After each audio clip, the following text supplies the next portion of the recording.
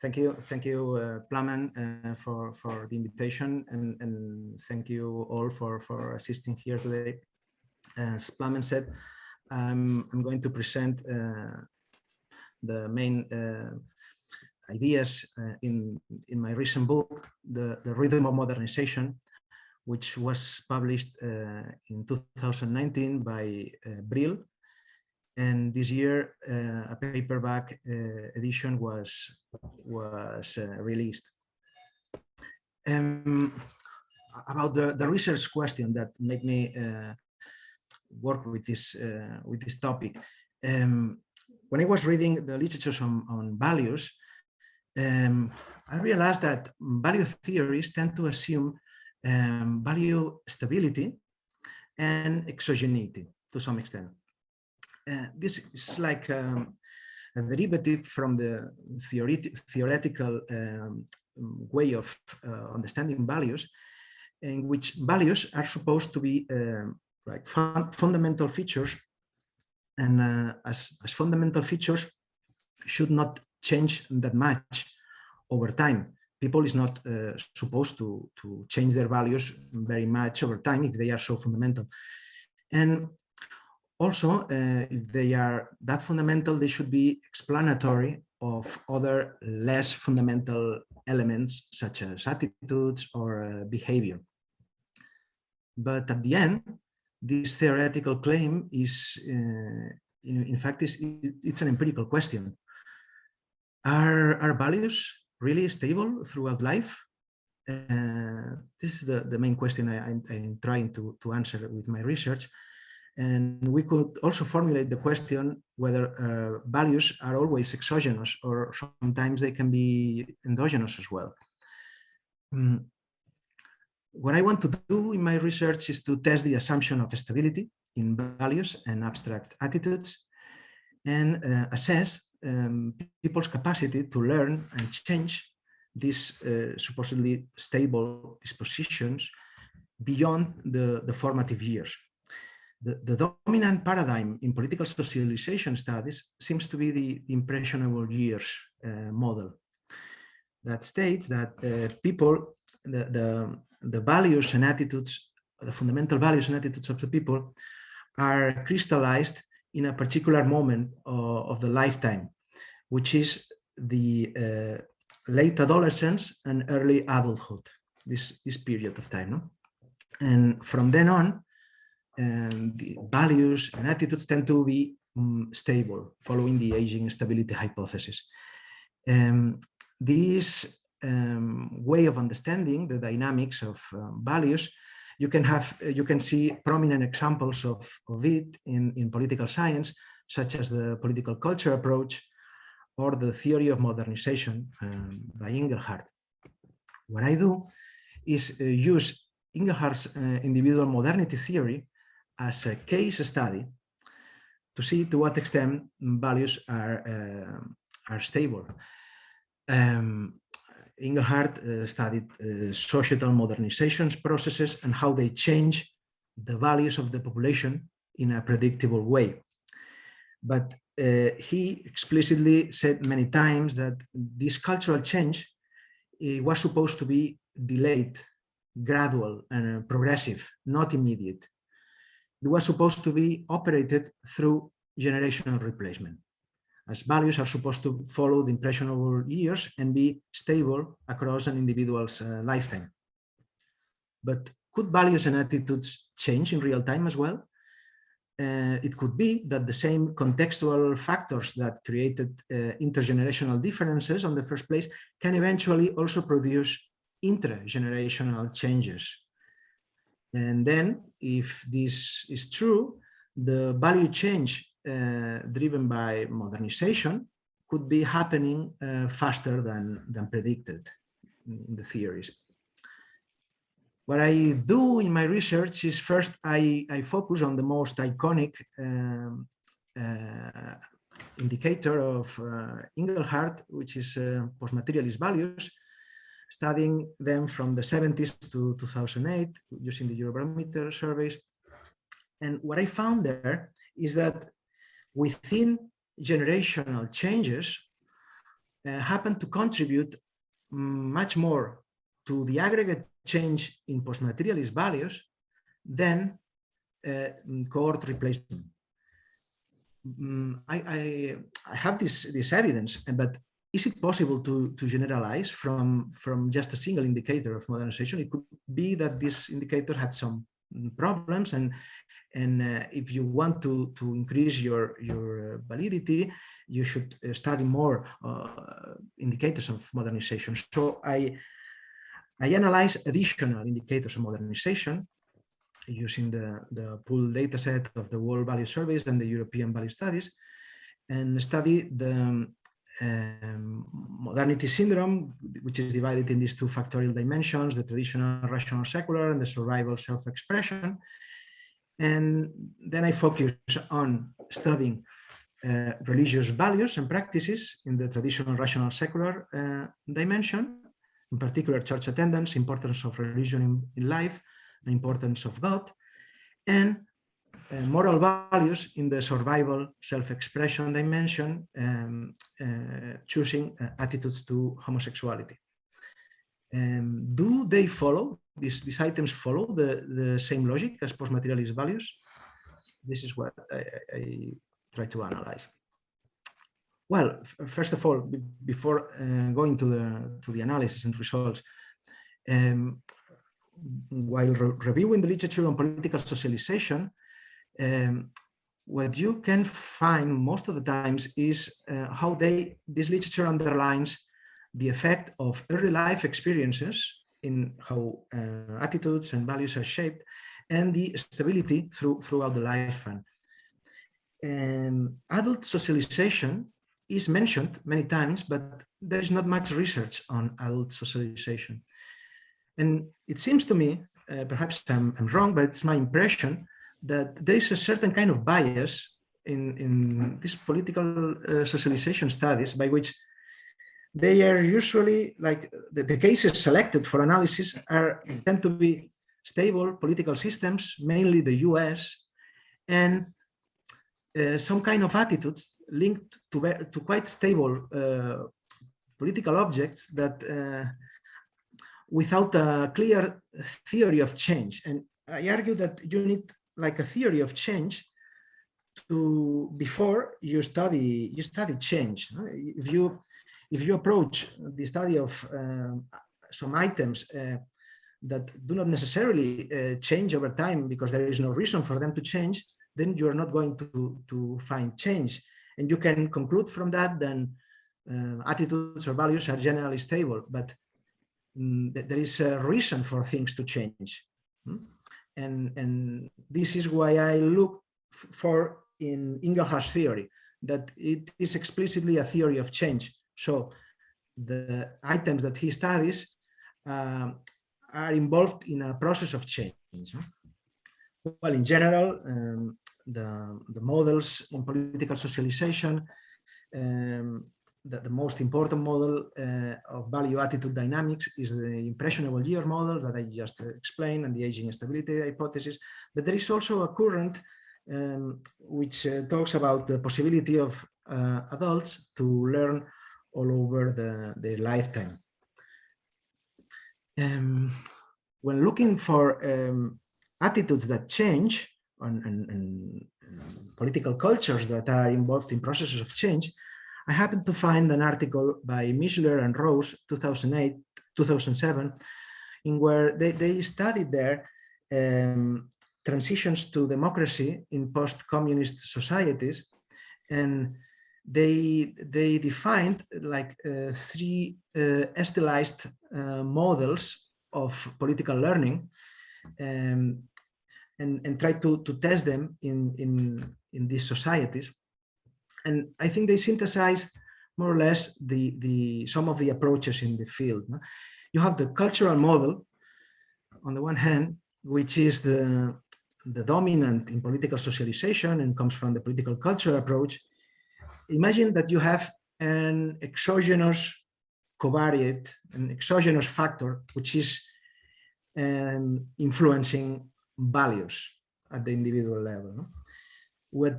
And this exogenous factor has a trend in terms of time series. It has a trend. For instance, countries that developed economically constantly over time. This is a covariate, is the causal, potentially causal factor of values, and has a trend. Every time you find a wealthier context. Following the cultural model, what you would find is that values of the people have this pattern, like a pentagram. No? People have this window of opportunity, so to say, in which their values and attitudes are more easily influenced, which is the impressionable years moment. And what you find is that each new generation has been socialized during the formative years in an increasingly more economically developed environment.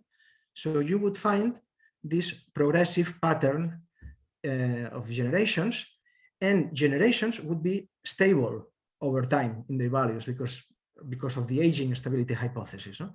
In such a context, value change would take place as a result of a generational replacement.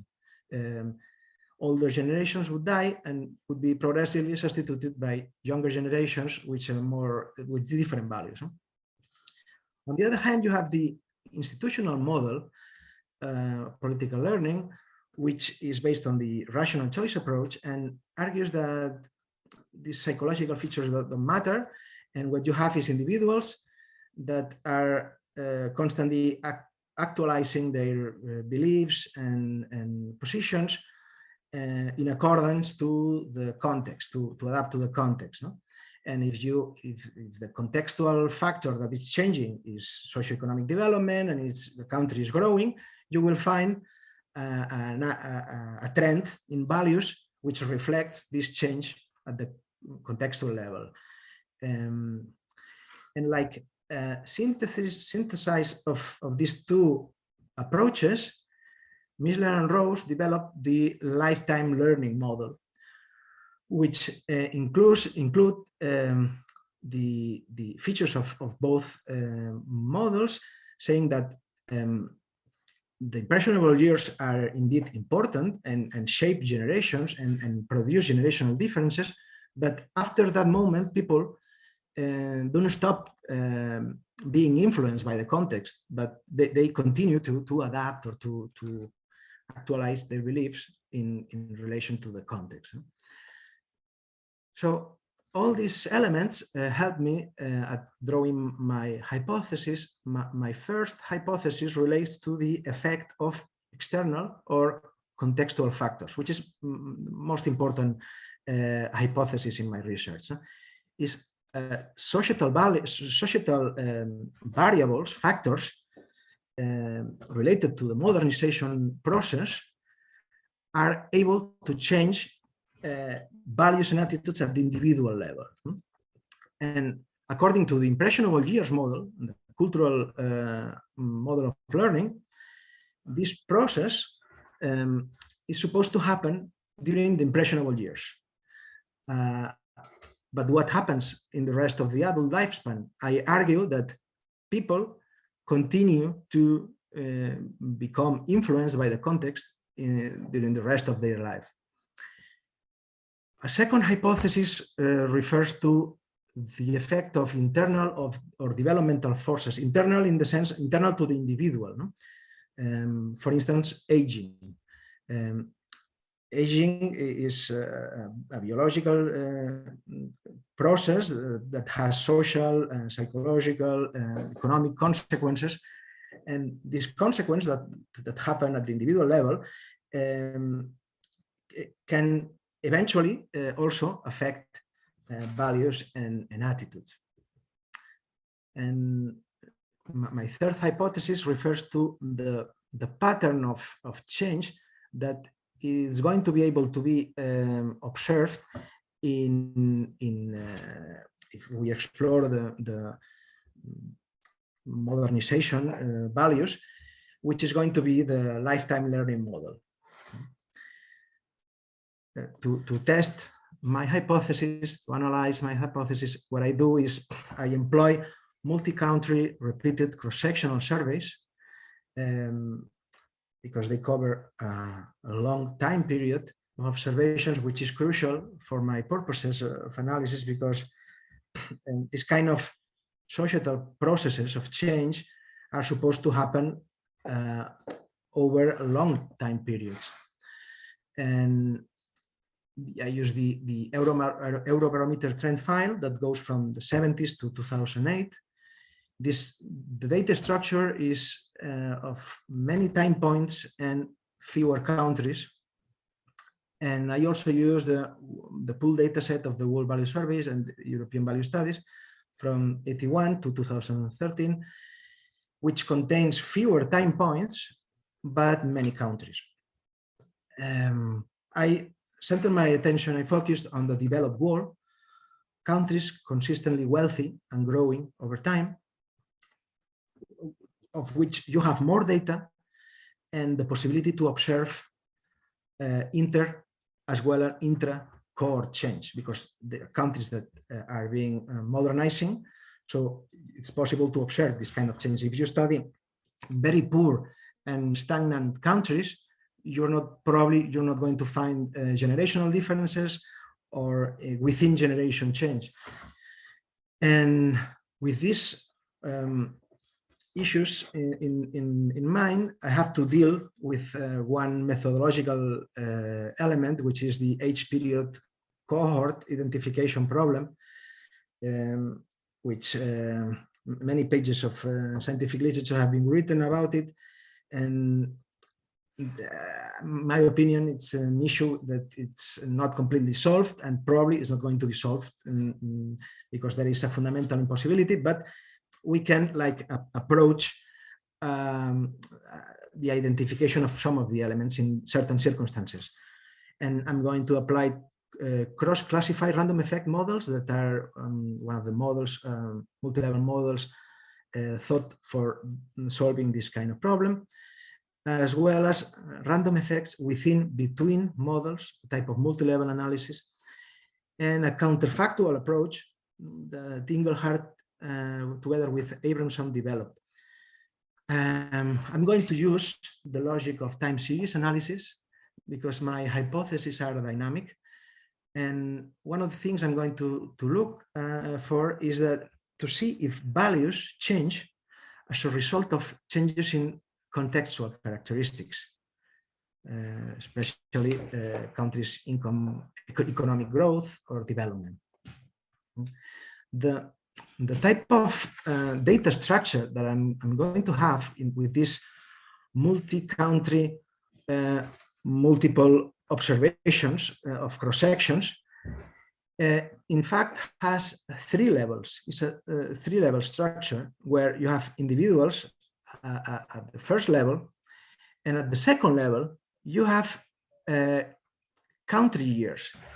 Every country is observed at different points in time. And at the third level, you have countries. And this is in a sense, it's it's a panel of countries. It's not a panel of individuals, but it's a panel of countries. And this has some advantages. What happens in the literature, in the methodological literature, things are changing recently, but most of the multi-level models that were applied with multi-country repeated cross-sections were not taking really into account the actual reality of this data and the fact that we are working with a panel of countries. And for instance, here you have underlined this capital Z, which means, for instance, you can think of it as a contextual level variable predictor. And if it's GDP, for instance, you would introduce the GDP of each country every year. This is a way of doing the multi-level analysis, and you can see it in many papers. And even in some occasions, it's not even a 3-level model, but a 2-level models where time is set aside altogether. No? And this can be problematic. There are methodological papers arguing with simulations that if you don't analyze this kind of data structure with the proper methodology, you can infer effects that in fact are not there, and your effects can be biased. So the adequate approach for this kind of situations is random effects within and between. In my book, I called it dynamic comparative multi-level effects models, but it's the same. In this kind of models, what you have is like you have a 3-level variable. In case you're thinking about, for instance, GDP, you have for each country the average GDP over time within the observations that you're studying, and this would help you to study the between effects. Some countries are consistently wealthier across all observations over time, and there is an effect of the overall level of wealth, and you can compare this effect across countries. Huh? This is the between effect. But you can also calculate the within effect, how every country, the effect of changing the level of wealth over time for every country, within every country. And you have to do it by centering the GDP, for instance, for every country within the average GDP of that country over time. In such a way, you avoid collinearity, which is one of the problems of if you are not doing this, because by design, these two variables, the within and between, are their correlation is 0. They are orthogonal. And you can estimate the average effects of being in a wealthy country, as well as the average effects of becoming wealthier or poorer over time. This is the advantage, one of the advantages of this kind of models. And besides that, another thing that these models allow is to model APC effects, H period cohort effects. You can take advantage of this, of the fact that you have countries observed at different moments in time. So you have variation at the country level, and period, the time in which the surveys have been done in every country, is a second level characteristic that changes over time.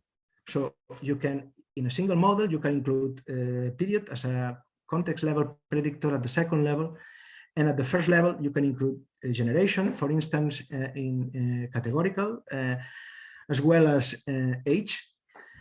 Age not with transformation that you need to do, because otherwise the correlation would be very high with generation, but you can include it centered within each generation average age.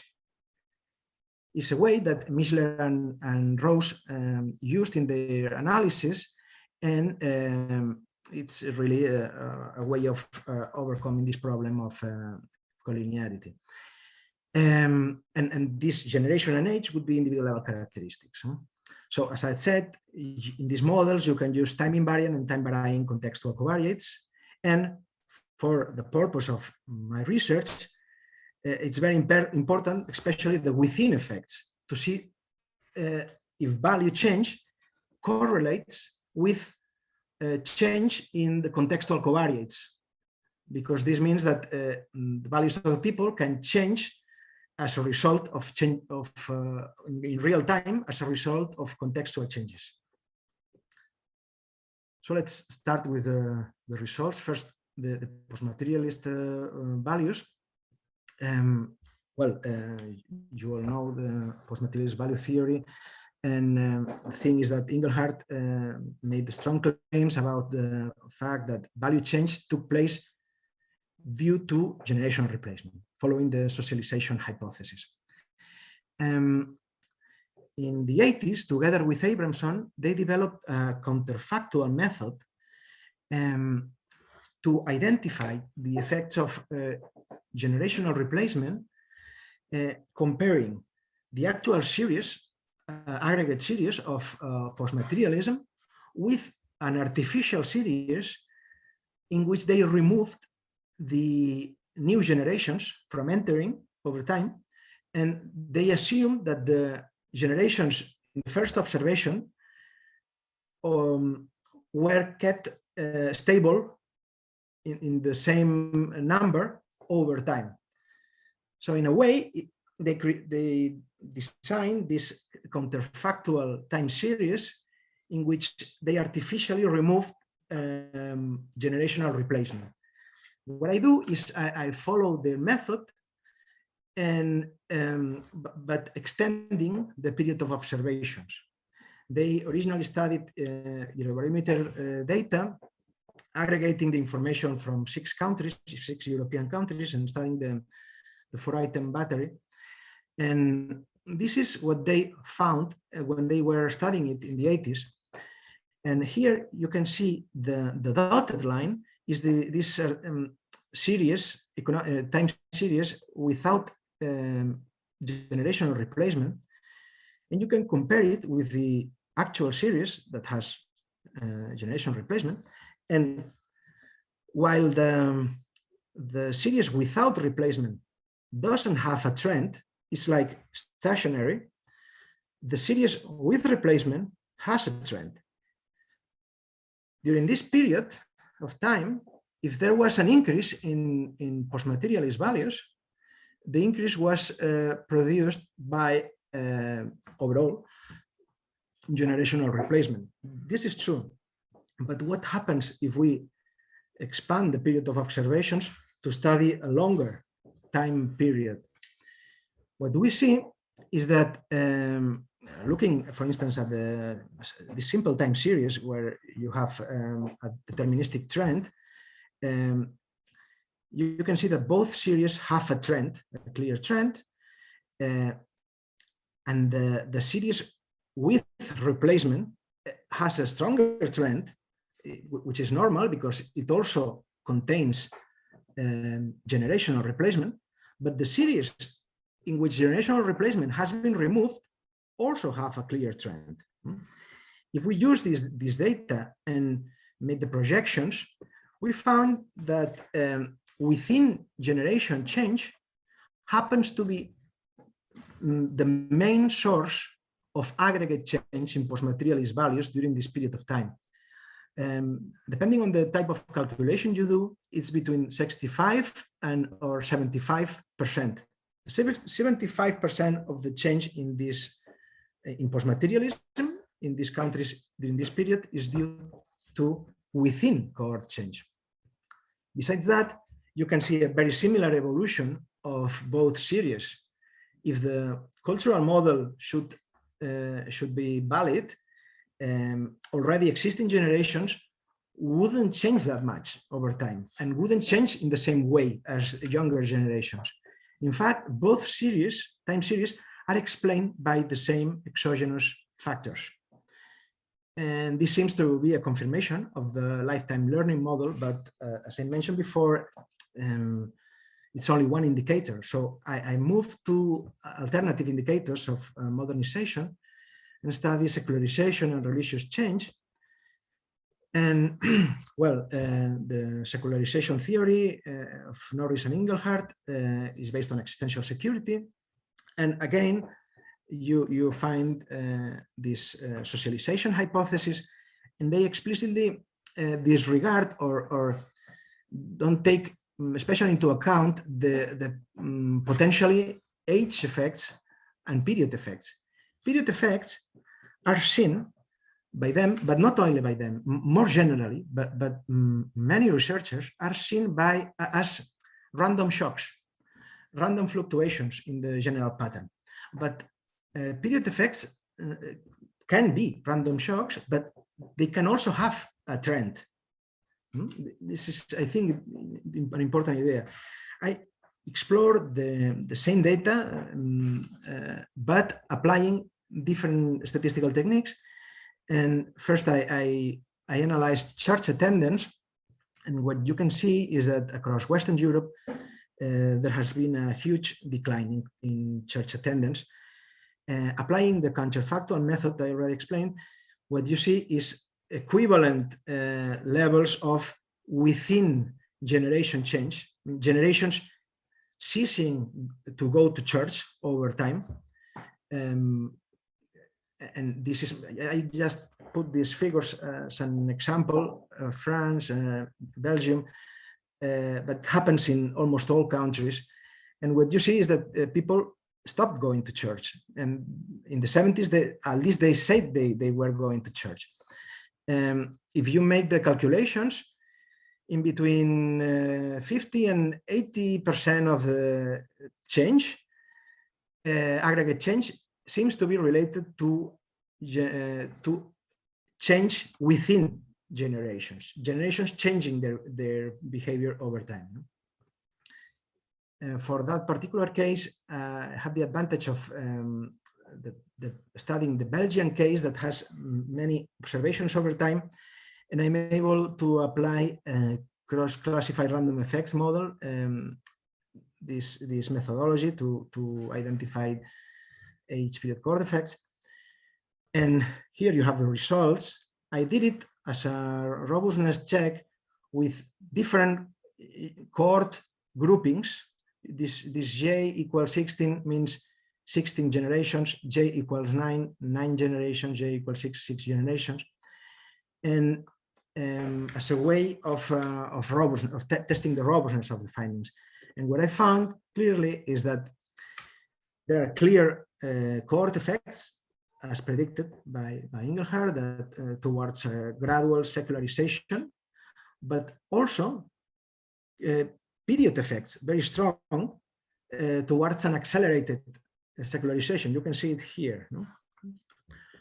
And as well, you can see some age effects in the opposite direction. If we look at, instead of this behavior, church attendance, we look at explicitly at values and analyze importance of religion in life, the picture is not as clear as this one, but it's also one in which you see within cohort changes. I studied changes in importance of religion across 28 OECD countries that experience societal modernization, and use these random effects within and between models.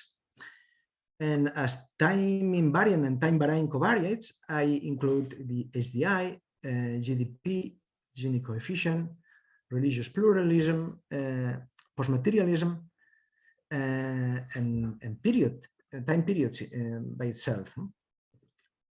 What I find? I find homogeneous generational decline across all countries. This is true, and core replacement would reduce religiosity levels in the future. But when statistical controls are applied, you can also see positive age effects, which makes sense theoretically.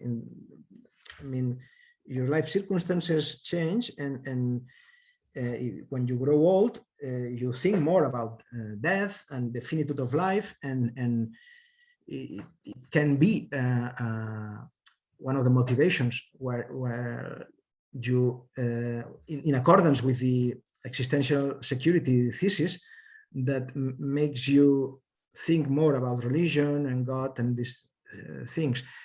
And you can also see negative period effects on average. The thing here is that you see countries in which, due to period effects, the importance of religion in life is increasing, others that are decreasing a little bit, others that are decreasing very much. So the pattern is more heterogeneous. The models, for instance here, the period effects offer you an average across countries. And this average implies a moderate downward trend. The cohort effects are stronger here in this case, and you have these age effects as well. When you include time invariant and time varying covariates in the models, you see that the more developed the country, the less religious. This is consistent with the theory of secularization. But you also see in the within change that countries modernizing faster also secularize quicker, something which was not taken into account. In such a way that changes in religious values happen faster than predicted. Here, I repeated the same analysis for another religious values, importance of God in life, and it was very similar. And finally, I turned my attention to moral values and studied tolerance of homosexuality in the other, the survival self-expression dimension. It happens the same if you study other indicators of this, for instance, justification of other elements in the battery. Engelhardt theory of modernization also explained the gradual relaxation of moral norms across countries and over time. What you see in this case is a profound transformation across post-industrial nations from rejection to acceptance of homosexuality. This aggregate across countries. In some countries is very exaggerated, and that this is aggregate across countries. You see it's going from rejection to acceptance of homosexuality. The mechanism of change, according to Engelhardt, should be cohort replacement, but this, in this case especially, seems empirically untenable. Engelhardt, in one of his last books, in Cultural Evolution in 2018, talked about a possible cascade effect. When a tipping point of societal acceptance was reached, he talked about the possibility that many people started to be more accepting of homosexuality as a kind of an aggregate effect of trespassing a threshold. In fact, this idea can be operationalized empirically using a quadratic term for period. And what I find, basically here you can see the strong period effects that, across countries, and the clear cohort effects, and also age effects in the direction of being a little bit more less tolerant with age. So when you introduce the quadratic term, you can see that it is negative. So it doesn't seem to be a cascade effect. What you simply see is that people change more or less constantly. It's not an acceleration of change. Even the opposite. There is like ceiling effect at some point. No? So when you introduce the time invariant and time varying covariates, what you see is that HDI and GDP levels are clearly associated to cross-country difference in tolerance. This is the between effects.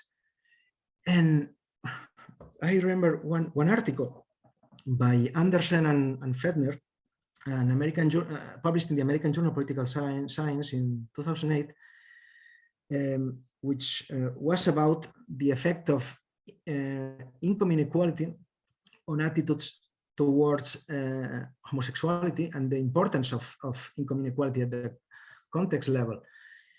And the problem is that they applied a two-level model and included income inequality and GDP and all these variables not transformed in the within and between versions, but altogether mixing the between and within variation and giving a prime in the terms of standard errors to these contextual variables. And they concluded that there was an effect of income inequality. And in fact, when you do this other type of modeling, you find no effect. The important thing is the HDI and GDP. And also, especially, you see that changes in Human Development Index and GDP are positively correlated with these corresponding changes in tolerance. Just to conclude, what I try to collect in my book is multiple evidences of values and attitudes. that values and attitudes can change during the adult lifespan in response to contextual variations. I especially focus on contextual variations because I have this panel of countries. I can analyze it as a panel.